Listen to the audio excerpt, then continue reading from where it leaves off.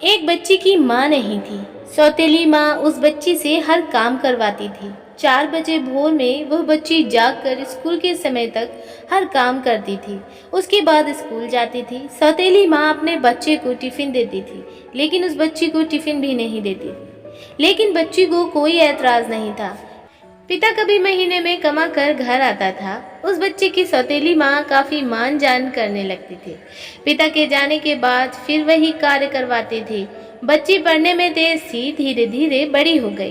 पिता को विवाह की चिंता सताने लगी। एक दिन लड़की के पिताजी बिटिया की शादी की जिक्र कर रहे थे।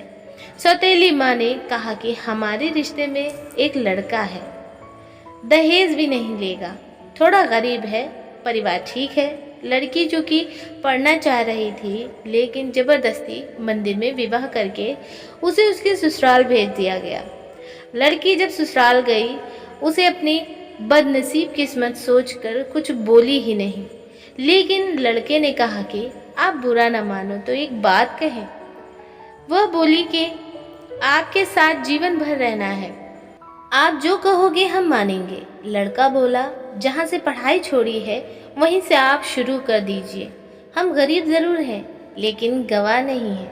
लड़की अपने पति का पैर पकड़कर रो दी। लड़का दिन रात मेहनत करने लगा। लड़की ने भी दिन रात पढ़ाई में मन लगाया। लड़की एक बड़े शहर में रहकर आईएएस की तैयारी करने लगी। लड़का कमा कमा कर पैसे देने चला आता था। लड़कियों के हॉस्टल के बाहर मिलकर पैसे दे देता था और फिर पुनः घर वापस चला आता था। लड़की आईएएस में सेलेक्ट हो गई। वह आईएएस की ट्रेनिंग पर चली गई और किसी दूसरे प्रदेश में डीएम बन गई। संयोग से लड़का पता लगाकर जब वहां पहुंचा तो लड़की की सारी व्यवस्था देखकर लड़का खुद शर्मिंदगी खाने लगा और वह मन बना लिया कि हम खुद इनकी जिंदगी से दूर हो जाएंगे। लड़के की माँ की तबीयत खराब थी। लड़का हफ्ते भर से मिलने के लिए प्रयास कर रहा था, लेकिन कोई मिलने नहीं दिया। ठंड का मौसम था। डीएम साहिबा का कंबल वितरण का होल्डिंग लगा था। वो भी सवेरे से लाइन लगाकर खड़ा हो गया, जिसमें 5 गरीब चुने गए। उसमें वह लड़का भी था। डीएम साहिबा गाड़ी से उतरी और एक एक करके कंबल देना शुरू कर दिए। जब 5वें आदमी को कंबल देने की बारी आई, वह लड़का अपना मुंह तौलिया से बांधे खड़ा हो गया।